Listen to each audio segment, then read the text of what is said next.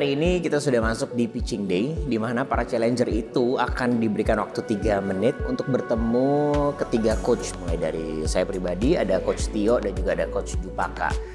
Dan di sini sebenarnya adalah penentuan untuk masuk ke tahap berikutnya, di mana sebenarnya kita sangat menginginkan para challenger itu tuh memang benar-benar mempertahankan medali yang mereka punya. Ada beberapa PR yang mungkin harus mereka kerjakan dan kita akan lihat apakah akan ada improve atau perubahan.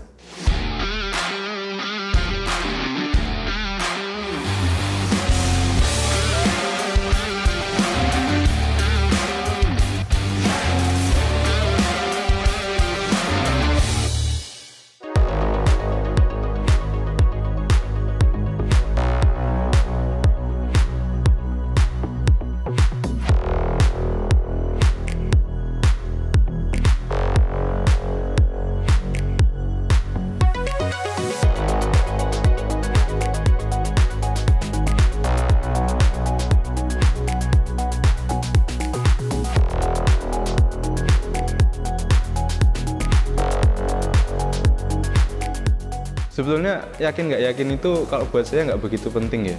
Tapi yang penting aku menyiapkan yang terbaik aja. Masalah lolos atau enggak itu saya rasa bukan kontrol saya lah. Gitu. Yang bisa saya kontrol kan saya melakukan yang terbaik, saya persiapan yang terbaik, ya udah.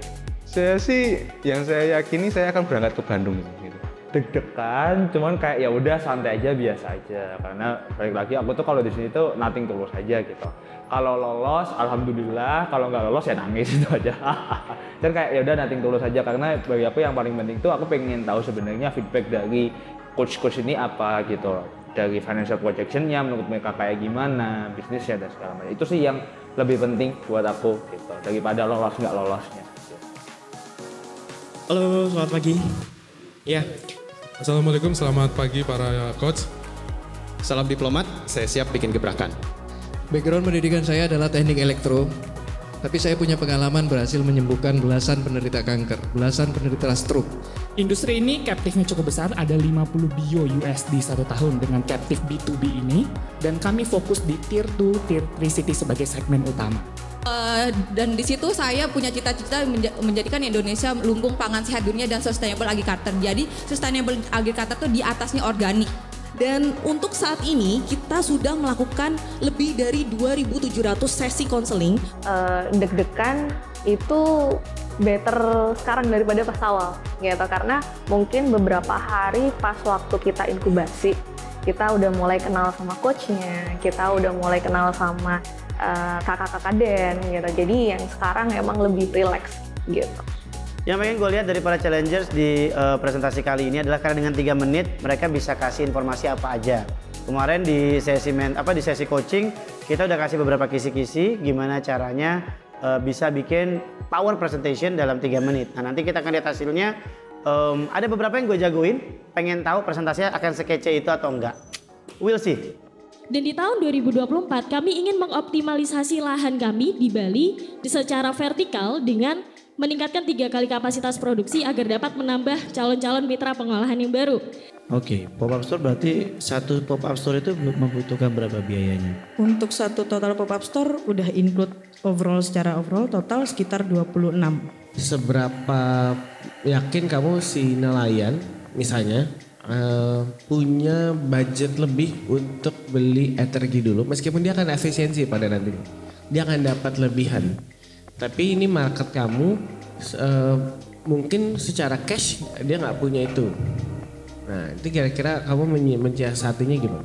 Mau nanya untuk masalah buyback itu tuh pembayaran untuk customer-nya seperti apa ya? Saat ini sejauh ini kita beli putus begitu sih, via transfer begitu. Oke. Iya. Tidak mungkin 100%, tapi kalau bisa dibilang 90%, saya sih percaya diri bisa lolos untuk di tahap selanjutnya. Sekarang yang akan develop produkmu siapa? Sudah ada orangnya? Belum. Baru selesai. Jadi gimana kamu bisa definisiin itu jadi produk unggul? Kinda bullshit mas. Maksud gue nggak dapat reason. Lu bayangin target tahun pertama lu 2.500. Gimana caranya dia ke 1,5 mas? Mas Jupaka nanya ketidakmungkinan gitu, ketidakmungkinan target kami dengan target awal kami yaitu hanya 2.500 guru. Karena waktunya habis, jadi ya nggak sempat menjelaskan lagi nih kalau ternyata 3 juta guru itu ya jumlah guru, bukan target penjualan target kami sebesar 3 juta. Cuman tadi karena waktunya habis jadi tidak sempat untuk menjelaskan lagi. Tapi kalau kamu memang pengen bantu kuli-kuli ini, memang kuli ini kita pengen bantu orang lebih banyak, harusnya plannya bisa jauh lebih besar dari ini. Dan dana hibah yang digunakan itu 200 juta itu sangat besar. Tapi apabila dikelola hanya untuk mendapatkan 32 juta tadi profitnya, bahkan di 2025 hanya 100 juta, aku berharap kamu sebagai CEO, kamu sebagai founder bisnis yang siap bikin gebrakan, mampu menemukan bisnis lain yang jauh lebih besar idenya dari ini. Sama sih dari valuasi peningkatannya. Tadi 40 project 3 juta kan. 145 project 32 juta. Bener? Baik mas. Dikit mas. Kalau mau bantu kuli 8 juta mas, harus punya miliaran mas omsetnya. Apa yang mendasari perubahan yang signifikan itu mas? Gimana? Sama deck pertama kali saya lihat sama yang hari ini beda banget. Iya. Apa yang mendasari? Yang paling mendasari tentang realistis dalam pelaksanaan action plan-nya. Itu yang pertama. Kemudian dari segi finansial, saya lebih melek karena sudah dibekali dengan para mentor. Juga saya sangat terbantu di sesi helpdesk kemarin. Seperti itu. Oke, milestone-nya lebih clear nih. Melalui pendanaan ini, kami optimis bisa mencapai ARR senilai 5 miliar rupiah di tahun depan. Visi kami di Otera sederhana. Kami ingin berkontribusi terhadap isu gizi di Indonesia. Dan kamu bisa membantu kami. Together, we make Indonesia a healthier place for all. Terima kasih atas perhatiannya. Di Accenture dulu ngapain? Jadi konsultan. Pantes detail banget presentasinya. Terima kasih. Bisnisnya menarik, akurasi datanya make sense, 10% dari akurasi dana hibah yang lo butuhin, coming up with 5M gitu kan. Berarti kan lo datanya masih make sense nih. Tapi gue nggak merasa perlu distribusi everywhere sih. Karena yang paling susah dengan healthy lifestyle itu adalah education. Yang paling menyiksa lo nanti ada rental cost. Kalau dapat kesempatan buat ngobrol lagi sama Coach Jupaka, pengen nanya sih kenapa emang harusnya tuh fokus di Jabodetabek aja? Bukankah kalau misalnya distribusinya semakin luas itu semakin baik gitu kan? Apa sih sebenarnya pro and cons? Dan kalau misalnya saya cuma fokus di Jabodetabek, bagaimana dengan visi saya untuk bisa impact lebih banyak orang? Apakah itu cukup di Jabodetabek aja? Pengen denger sih point of view dari Coach Jupaka karena itu memberikan inspirasi baru juga ya ke kita. Kalau aku harus menyebut salah satu challengers yang menarik perhatianku, sebenarnya kalau ide itu banyak dan aku rasanya tidak cukup mumpuni untuk mendalami masing-masing step ide bisnis dan potensinya karena aku tidak into sebanyak mereka. Tapi kalau di dalam tahap seperti ini, kalau menggunakan sudut pandang eksternal dan kalau aku sebagai investor, aku akan melihat siapa yang punya founder mentality paling baik. Dari awal pitching yang paling pertama dalam waktu yang sangat singkat, aku rasa yang sampai sekarang masih konsisten, aku ngeliatnya Ria dari Otera. Karena dia secara energi, secara pemaparan, secara strategi, aku rasa secara pribadi maupun secara brand, dia siap untuk berkembang menjadi sangat pesat.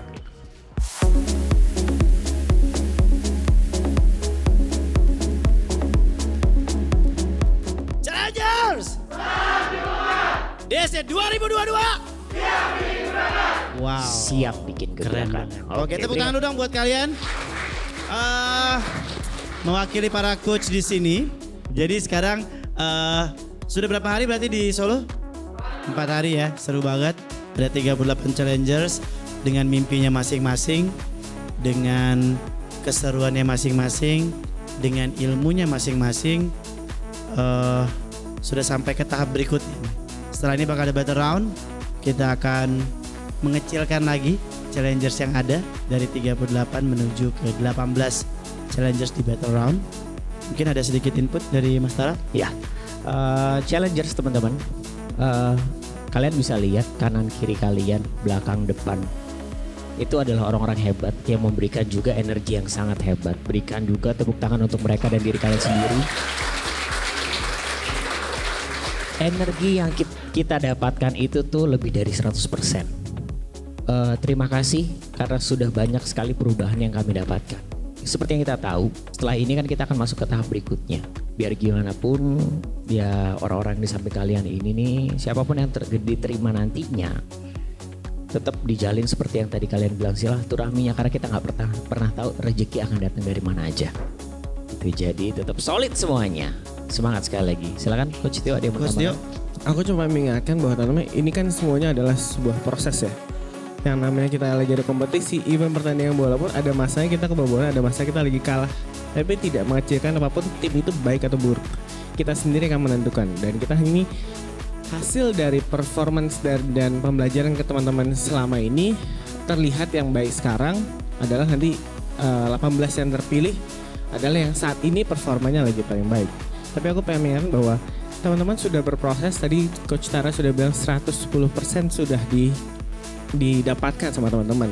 Jadi izinkan aku dan para coaches dan semuanya di sini kita masih bisa terus bareng-bareng. Kita apapun hasilnya kita gunakan kebersamaan ini, kita gunakan effort yang sudah kita lakukan di sini untuk bisa mendapatkan hasil yang lebih baik ke depannya gitu. Oke, thank you Coach. Ya, dari 38 ini kita akan menentukan pemenangnya berdasarkan grup masing-masing ya. Kita mulai dengan, boleh grup 1. Untuk yang logonya masih ada, berarti lanjut ke babak berikutnya. Untuk grup 1, yang lolos ke babak berikutnya. Selamat kepada nasi kulit surga, Yori Eatery, Rumah Ice Cream dan juga Otera. Kalian masuk ke babak Selamat. Hasilnya puji Tuhan lolos ke top 18. Saya dan Yori Eatery sudah berusaha yang terbaik. Expect sih, karena harus bisa sampai nanti terakhir gitu. Yang beruntung dan lolos ke babak berikutnya dari grup 2 adalah Oh My Getuk dan Roti Kopi Bikin Happy. Jadi pas pengumuman itu kan ada 5 orang. Saya cukup nervous dan deg-degan banget karena jujur hari ini tuh lagi nggak enak badan banget. Jadi pas presentasi udah greges lah kalau bahasa Jawa.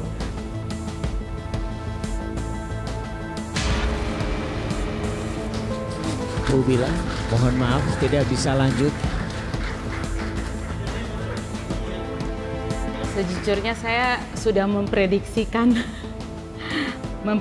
hasilnya karena dari segi mindset, dari segi skill, saya harus mengakui bahwa saya perlu banyak sekali belajar.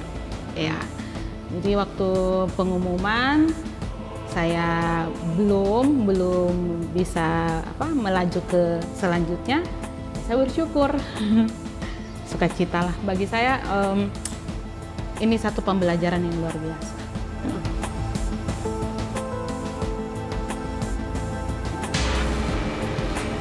MAS dan Iwak.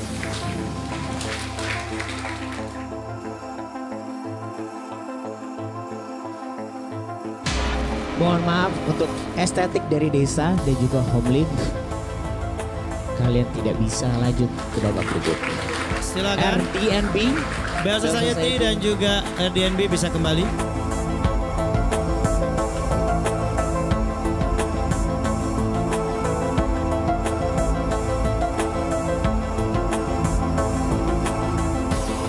Yang lolos ke babak berikutnya adalah, mohon maaf belum ada yang beruntung. Silakan, boleh ditaruh lagi medalinya di depan. Gak bebe aja sih, karena gue udah ngeluarin effort gitu kan. Tapi ya itu si fakta yang harus aku terima. Cuma susah yang terima kegagalan ya. Yang lolos ke babak berikutnya adalah, selamat kepada Tab.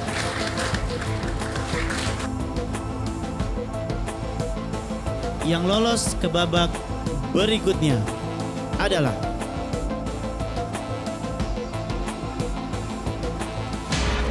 Female in Action, dengerin, dan juga IBH. Congratulations. Selamat.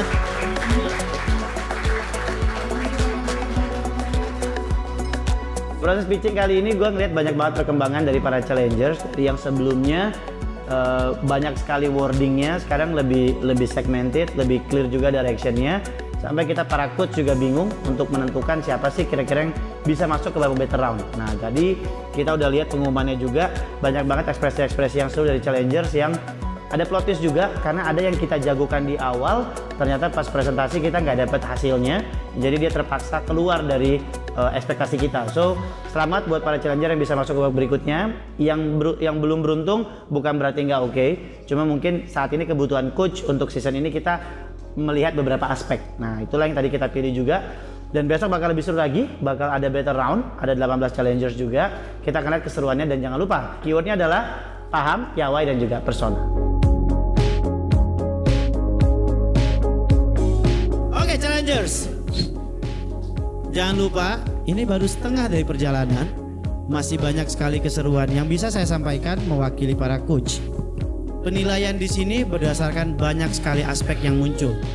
Financial statement, visi dan misi perusahaan, bagaimana kalian mempresentasikan brand kalian dan menyesuaikan dengan KPI dari DSC 2022, yaitu paham, piawai, dan persona.